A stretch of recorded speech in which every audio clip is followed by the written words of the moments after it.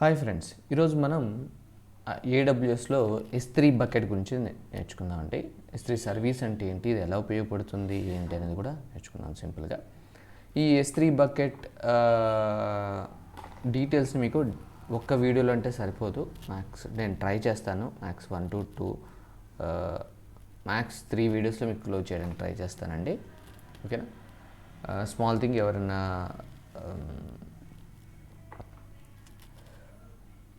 Content నచ్చిన వాళ్ళు కొంచెం లైక్ చేయండి మరియు షేర్ చేయండి, సబ్స్క్రైబ్ చేసుకోండి. రైట్ అండి. సో ఇక్కడ నేను సబ్జెక్ట్లోకి వెళ్తున్నాను. నేను ప్లాంట్కి ఏం లేదు, రోజుకు తీయాలి, నేను తీస్తున్నాను. రైట్, ఇప్పుడు S3 బకెట్కి వెళ్తున్నానండి.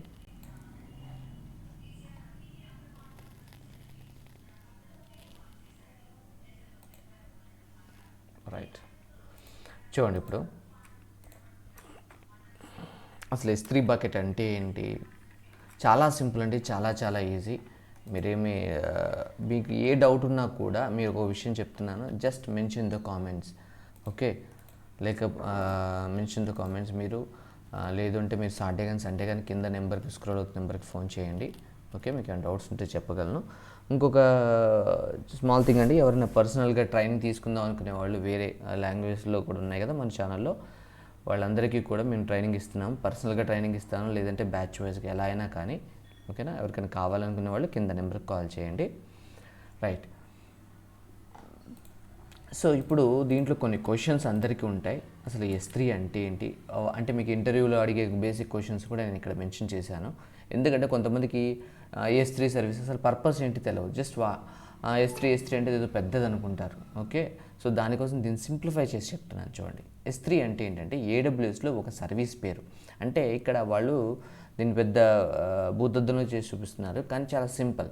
S3 అంటే ఇక్కడ చూడండి, వాట్ ఈజ్ S3 అంటే simple storage service.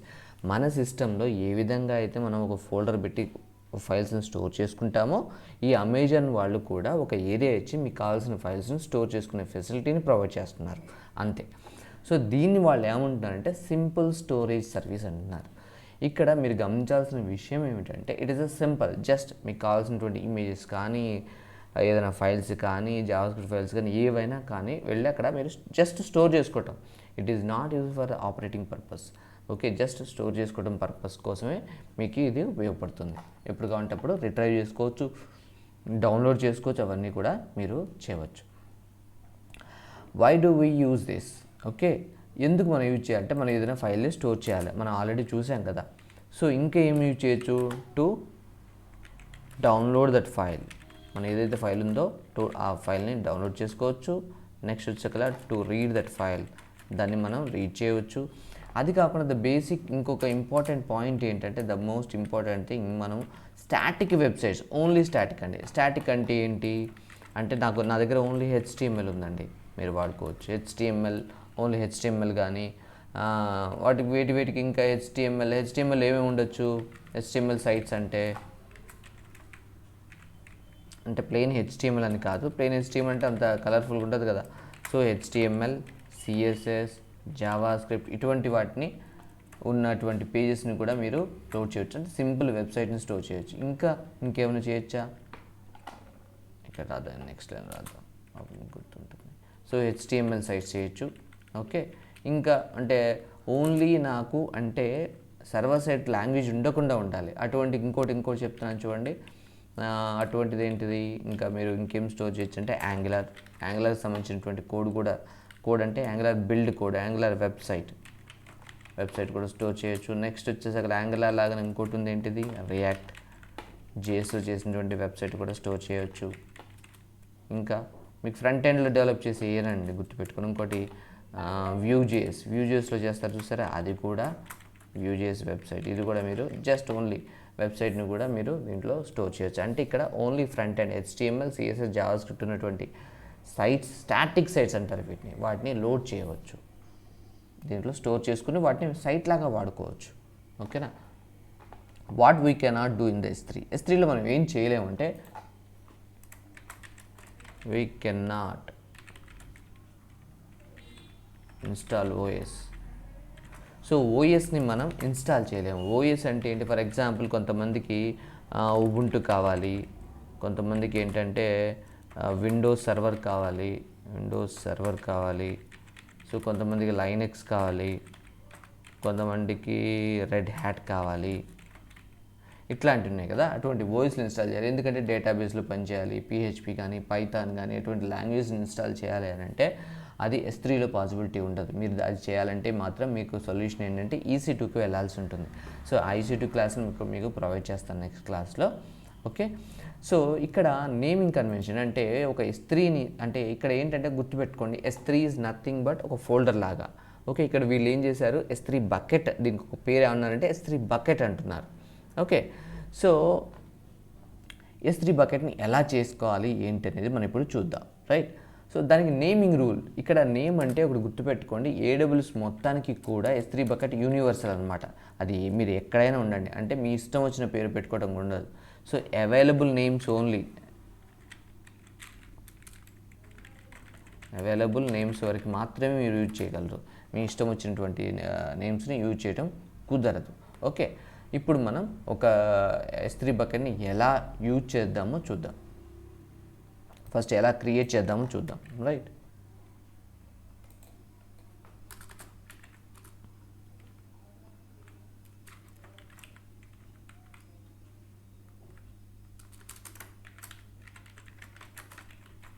Next upload files, ఎలా అప్లోడ్ ఫైల్స్ని చేసుకోవాలో కూడా మనం చూద్దాం. ఓకే, సో S3 బకెట్ని క్రియేట్ చేయడం ఏంటో చూడండి.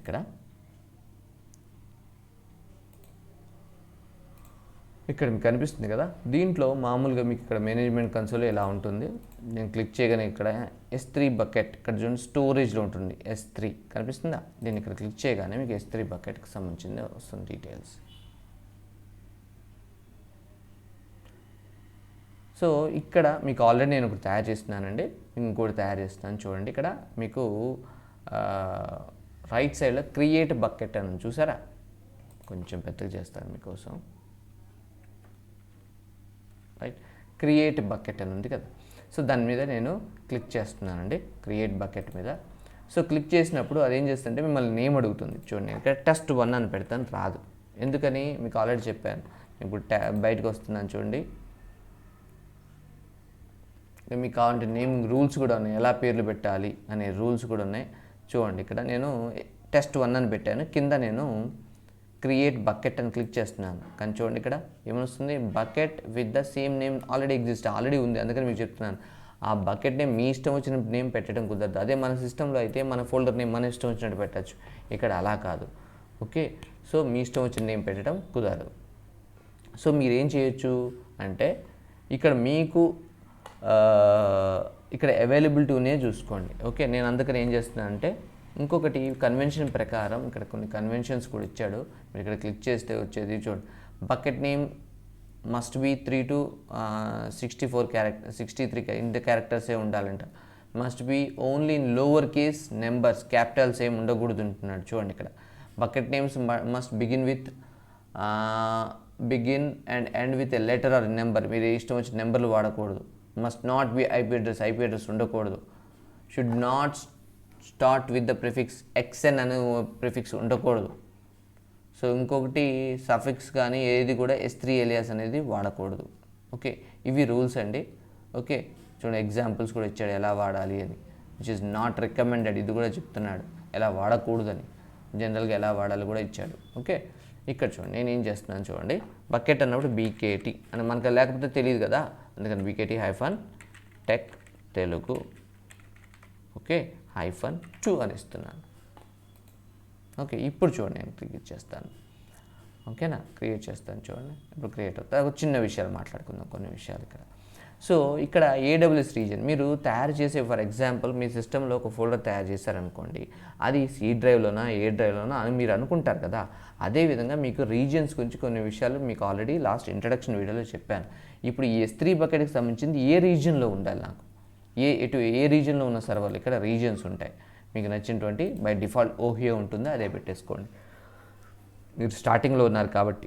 ఓకేనా, సో నెక్స్ట్ వచ్చేసి ఇక్కడ యాక్సెస్, దీనికి పబ్లిక్ యాక్సెస్ ఉండాలా వద్దా, నాకు వద్దు అని పెట్టాను. ఇక్కడ చూడండి, బ్లాక్ ఆల్ పబ్లిక్ యాక్సెస్ ఉండకూడదు. ఓకే, అందుకని బై డిఫాల్ట్ బ్లాకే అవుతుంది. నెక్స్ట్ వర్షనింగ్ ఏమైనా చేయాలా, ఓకే నెక్స్ట్ వచ్చి ట్యాగ్స్, ఏమైనా ట్యాగ్స్ పెట్టుకుంటున్నారా? ఎందుకంటే ఒక్కోసారి మనం బకెట్ని వెతకాలి, ఒకసారి మన దగ్గర 10 బకెట్లు ఉన్నాయనుకోండి, దాన్ని వెతకడం కష్టం అవుతుంది. సో ఈ పేరుని ఎలా గుర్తుపెడతాం, అందువల్ల బకెట్ నేమ్ మన ఇష్టం వచ్చిన ట్యాగ్ నేమ్ పెట్టుకొని దాన్ని ఈజీగా సెర్చ్ చేయడానికి పనికి వస్తుంది. నెక్స్ట్ దీన్ని ఏమైనా ఎన్క్రిప్షన్ చేయాలా? ఇంకా అడ్వాన్స్డ్ ట్యాగ్స్ కూడా ఉన్నాయి, అడ్వాన్స్ సెట్టింగ్స్. ఓకే, ఇది అంత అవసరం లేదు. నేను ఇప్పుడు డైరెక్ట్ క్రియేట్ బకెట్ మీద క్లిక్ చేస్తున్నాను. చూడండి, ఇప్పుడు బకెట్ తయారైపోతుంది. ఓకే, చూడండి పైన చూడండి, successfully created bucket with BKT-Telugu-2 అనేది వచ్చింది. రైట్, మీకు ఇక్కడ కూడా మీకు S3 బకెట్స్ చూస్తుంది. బకెట్ ఇక్కడ 1 2 వచ్చింది. మనం ఇప్పుడు తయారు చేసింది 2. రైట్, నేను ఇక్కడ దీన్ని క్లిక్ చేస్తున్నాను. చూడండి, బకెట్-Telugu- క్లిక్ చేస్తున్నాను. ఇప్పుడు ఆ బకెట్లోకి వెళ్తున్నాను. బకెట్లోకి వెళ్ళినట్టు ప్రూఫ్ ఏంటి, ఇక్కడ కనపడాలి నాకు. ఓకే, మనం సేమ్ థింగ్ మన సిస్టంలో కూడా ఒక ఫోల్డర్ని క్లిక్ చేస్తే ఆ ఫోల్డర్ ఓపెన్ ఏంటంటే పైన మీకు కనిపిస్తుంది అడ్రస్ బార్లో. సో ఇక్కడ కూడా రైట్. సో ఇక్కడ నేను ఫైల్స్ని అప్లోడ్ చేయాలి అనుకోండి. నేను ఇక్కడ చూడండి అప్లోడ్ అనే బటన్ ఇక్కడ కనిపిస్తుందా, నేను క్లిక్ చేస్తున్నాను. క్లిక్ చేస్తే అక్కడ మీరు 2 రకాలుగా, అంటే మన ఫైల్స్ని డైరెక్ట్గా అప్లోడ్ చేయొచ్చు, లేదంటే ఒక ఫోల్డర్ తయారు చేసి ఆ ఫోల్డర్ లోపల కూడా ఫైల్స్ని అప్లోడ్ చేయొచ్చు. నేను డైరెక్ట్గా ఫైల్స్ని అప్లోడ్ చేస్తున్నాను. ఇక్కడ చూడండి, మీకు ఇక్కడ యాడ్ ఫైల్స్. సో క్లిక్ చేసి ఇక్కడ ఒక ఇమేజ్ ఉందండి, దాన్ని సెలెక్ట్ చేసుకొని ఓపెన్ అంటున్నాను. ఇక్కడ చూడండి, కానీ ఇప్పుడు అప్లోడ్ కాలే, జస్ట్ సెలెక్ట్ అయింది అంతే. మరి అప్లోడ్ చేయాలంటే కింద మీరు అప్లోడ్ బటన్, దీనికి సంబంధించినటువంటి extra permissions, destination details, next extra permissions, ఈ ఫైల్కి ఎవరు పర్మిషన్స్ ఉండాలి, ఇవన్నీ ఉన్నాయన్నమాట. ఓకే, సో అప్లోడ్ అని కొడుతున్నాను. చూడండి అప్లోడెడ్ సక్సెస్ఫుల్లీ. ఇది చూడండి, మీకు ఫైల్ వచ్చేసింది. మీకు ప్రూఫ్ ఏంటి అంటే, ఒకసారి నేను బ్యాక్ వస్తాను. చూడండి, నేను క్లిక్ చేసినప్పుడు మళ్ళీ బకెట్స్కి వస్తున్నాను. నేను మళ్ళీ బకెట్స్కి వచ్చేసేసి ఇక్కడ BKT-Telugu అని ఉంది కదా, దీన్ని క్లిక్ చేస్తున్నాను. ఓపెన్ చేసి మీకు ఇక్కడ test1 అనేది కనిపిస్తుంది. మరి దీన్ని క్లిక్ చేయండి. చూసారా, ఆ ఫైల్కి సంబంధించిన డీటెయిల్స్ అన్నీ కనిపిస్తాయి. ఫైల్ ఎప్పుడు అప్లోడ్ చేశారు, ఏంటి అటువంటి డీటెయిల్స్ అన్నీ కనిపిస్తాయి. ఓకే, ఇది S3 URI అంటారండి. సో నేను ఇక్కడ క్లిక్ చేస్తున్నాను. పైన ట్యాబ్లోకి వెళ్ళి ఒకసారి నేను చూడండి, అది అలౌ చేయదన్నమాట.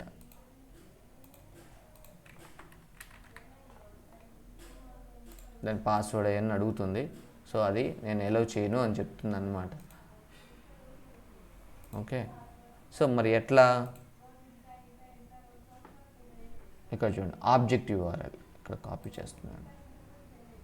మీరు చూద్దాం. చూడండి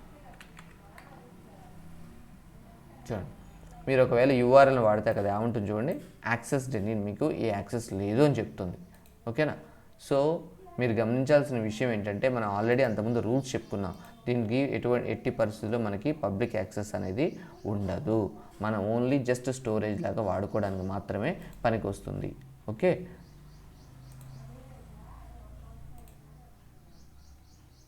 ఇక్కడ చూడండి, ఇక్కడ మీకు యాక్సెస్ వచ్చింది. చూసారా, ఇది ఎలా వచ్చిందో చూడండి.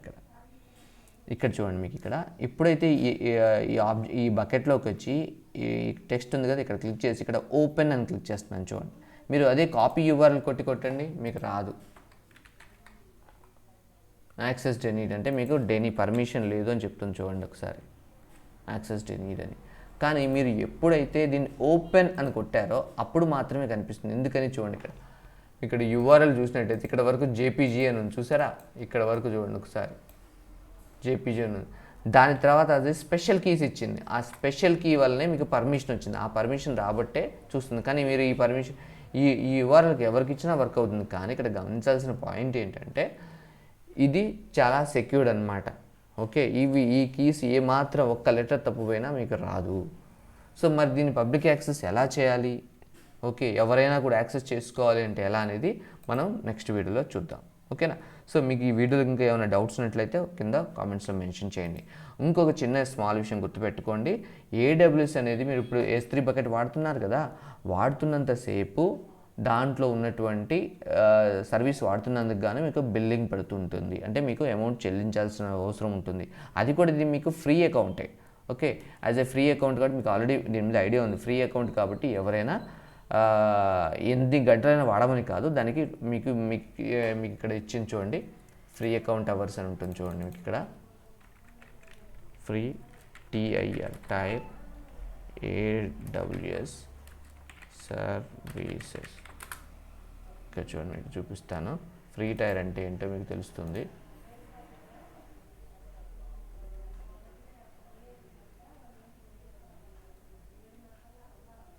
మనం వాడేది ఏంటండి, S3 బకెట్ కదా. చూడండి, మీకు 5 GB వరకు ఇచ్చినాడు. ఓకే, S3లో మీకు ఎంత 5 GB వరకు ఇచ్చాడు. ఓకే, 5 GB వరకు మీరు స్టోర్ చేసుకోవచ్చు.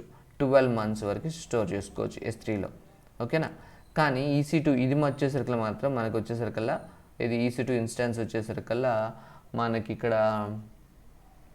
750 hours per month వాడుకోవచ్చు. ఇది దాటితే మాత్రం మీకు బిల్ వస్తుందండి, గుర్తుపెట్టుకోండి. ఓకే, ఇక్కడ 5 GB వరకు వాడుకోవచ్చు, మీ ఇష్టం. ఓకే, 5 GB దాటకూడదు, గుర్తుపెట్టుకోండి. ఓకే, అయితే ఇక్కడ చూడండి, గుర్తుపెట్టుకోండి, ఇక్కడ 5 GB దాటకూడదని. కానీ మిగతా స్టోరీ కరెక్టే. మీరు ఎన్నిసార్లు బట్టి యూఆర్ని అన్నిసార్లు వాడుతుంటే కుదరదు. ఓన్లీ 20,000 రిక్వెస్ట్లే. గెట్ రిక్వెస్ట్, పుట్ రిక్వెస్ట్, ఈ రెండే. పుట్ అంటే మీరు అప్డేట్ చేయటం, గెట్ అంటే తెచ్చుకోవటం. సో ఆ 2 రిక్వెస్ట్లకు మాత్రమే మీకు ఇది పనికి వస్తుంది. అది దాటితే మాత్రం మీకు బిల్ అవుతుంది. మరి బిల్ కావద్దు అంటే ఏం చేయాలి? ఏం లేదండి, ఆ బకెట్స్ని మీరు రిమూవ్ చేయాలి. సో నేను సెలెక్ట్ చేస్తున్నాను. ఓకే, సెలెక్ట్ చేస్తున్నాను. ఇంకొకటి చిన్న విషయం, ఇక్కడ నాకు ఫైల్ వద్దు అంటే కూడా నేను ఇక్కడికి వెళ్ళి సెలెక్ట్ చేసుకొని డిలీట్ కొట్టండి, ఆ ఫైల్ డిలీట్ అవుతుంది. చూడండి, ఇక్కడ మనల్ని కన్ఫర్మేషన్ కోసం మళ్ళీ టైప్ చేయమని అడుగుతుంది, డిలీట్ అని. దాన్ని కాపీ చేసుకొని deletion, permanently delete, type permanently delete అంటుంది. పర్మనెంట్లీ డిలీట్ అన్నదాన్ని టైప్ చేయమని అడుగుతుంది. సో పర్మనెంట్లీ డిలీట్ అని కొట్టే డిలీట్. ఇప్పుడు చూడండి, డిలీట్ అయిపోయింది, దీంట్లో ఏమీ లేదు. ఓకే, సో ఈ విధంగా బకెట్లో ఉన్న ఫైల్స్ని మీరు రిమూవ్ చేయొచ్చు. ఓకేనా. ఇంకొక చిన్న విషయం, మీరు ఇక్కడికి వెళ్తున్నాను, నేను బకెట్స్కి వెళ్తున్నాను. ఇక్కడ మరి సార్ నాకు అట్లా కాదు, నేను ఈ బకెట్ని రిమూవ్ చేయాలి. ఇంతకుముందు బకెట్లో ఉన్న ఫైల్స్ని రిమూవ్ చేశాం కదా, ఇప్పుడు బకెట్ని డిలీట్ చేయటం ఎట్లా అంటే జస్ట్ సెలెక్ట్ చేసుకోండి, పైన డిలీట్ అని వస్తుంది చూడండి, ఇక్కడ క్రియేట్ పక్కన డిలీట్ క్లిక్ చేసి ఇక్కడ ఎంటర్. సేమ్ ఇక్కడ ఎవ్రీ చోట ప్రతి చోట డిలీట్ చేసేటప్పుడు మనల్ని టైప్ చేయమని అడుగుతుంది. ఎందుకంటే రేపు ఎప్పుడైనా ఫ్యూచర్లో గబాలన మనం డిలీట్ కూడా తెలియకుండా తప్పడం అని వస్తుంది కాబట్టి. సో కంపల్సరీ మనం ఏం చేయమంటుంది, కంపల్సరీ టైప్ చేయమని చెప్తుంది. ఓకేనా. ఇక్కడ ఏమంటుంది, బకెట్ నేమ్ టైప్ చేయమని చెప్తుంది. ఓకే, ఏమని పెట్టాము మనము, BKT hyphen bucket name, BK tech Telugu -1, BKT tech Telugu -2 అని పెట్టి నేను డిలీట్ కొట్టండి. సేమ్ బకెట్ నేమే కొట్టమని అంటుంది. అది ఇచ్చే ఏదైతే ఉందో ఆ కన్ఫర్మేషన్ తీసుకొని చూడండి, ఆ బకెట్ని తీసేసింది. సో ఈ విధంగా మీరు ఒక బకెట్ని డిలీట్ చేయవచ్చు. ఓకే, సో మీకు క్రియేట్ చేయటం చెప్పాను, అప్లోడ్ ఫైల్స్ చెప్పాను, మీకు నెక్స్ట్ వచ్చేసరికల్లా డిలీట్ ఫైల్స్ చెప్పాను, నెక్స్ట్ వచ్చేసరికల్లా ఇంకా చెప్పింది ఏంటంటే deletion of bucket, deletion of bucket, ఎట్లా బకెట్ డిలీట్ చేయాలో కూడా చెప్పాను. ఇంకొకటి మీకు ఇక్కడ గమనించండి, ఎంప్టీయింగ్ బకెట్ అంటే బకెట్లో ఉన్న వాటిని ఎంప్టీ చేయటం కూడా ఉంది.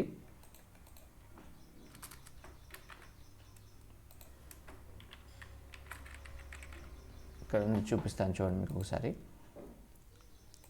ఇవ్వండి, ఇక్కడ ఎంటీ ఆల్రెడీ ఉంది. ఇప్పుడు సపోజ్ దీంట్లో ఫైల్స్ ఉన్నాయి అనుకోండి, ఎంటీ చేయాలనుకోండి, నేను క్లిక్ చేస్తారు, మళ్ళీ అడుగుతుంది చూసారా, మీ బకెట్ పేరు అడుగుతుంది. నువ్వు అన్నీ డిలీట్ చేద్దాం అనుకుంటున్నావా, బకెట్లో ఉన్నాయని. బకెట్ ఉంటుంది కానీ బకెట్లో ఫైల్స్ అన్నీ పోవాలనుకోండి, కాపీ చేసి పేస్ట్ చేస్తున్నాను చూడండి, పర్మనెంట్లీ డిలీట్ ఎంటీ, అన్నీ పోతున్నాయి చూడండి. బకెట్లో మొత్తం ఆ బకెట్లో అంతకుముందు ఇంకో ఫైల్స్ ఉండేవి, అవన్నీ పోయినాయి.